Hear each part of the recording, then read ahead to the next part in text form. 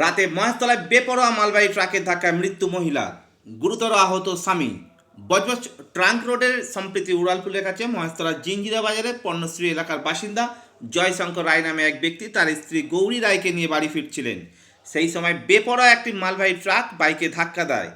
Bike থেকে ছিটকে পড়ে যায় মহিলা, তার মাথার উপর দিয়ে ট্রাকের চাকা চলে যায়। স্থানীয়রা ছুটে এসে দেখে মহিলার ছিন্ন বিচ্ছিন্ন রক্তাক্ত দেহ। খবর পেয়ে ঘটনাস্থলে জিঞ্জিরা বাজার তদন্ত কেন্দ্রে পুলিশ পৌঁছে তড়িঘড়ি মহিলার দেহ এবং তার আহত স্বামীকে উদ্ধার করে। বেহালার বিদ্যাসাগর হাসপাতালে নিয়ে গেলে মহিলাকে মৃত ঘোষণা করেন চিকিৎসকরা।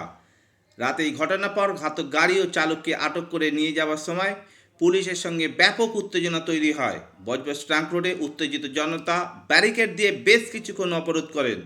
পরে মহেশতলা থানা থেকে বিশাল পুলিশ বাহিনী গিয়ে পরিস্থিতি নিয়ন্ত্রণে নিয়ে আসে। তারপর বজবজ ট্রাঙ্ক রোডে যান চলাচল স্বাভাবিক হয়। মহেশতলা জিঞ্জিরাবাজার থেকে শেখ সাবিরের রিপোর্ট, এসএস স্টার নিউজ।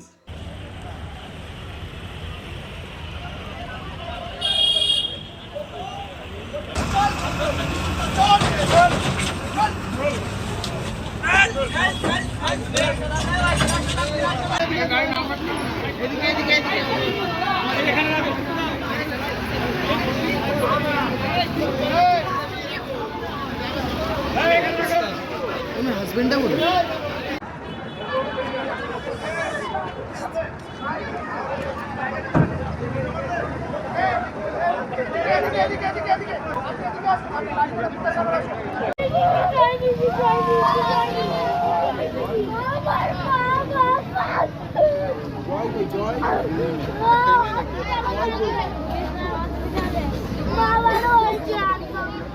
সব খবর সবার আগে পেতে সাবস্ক্রাইব করুন আমাদের ইউটিউব চ্যানেল এবং লাইক ও ফলো করুন আমাদের Facebook page SS star news.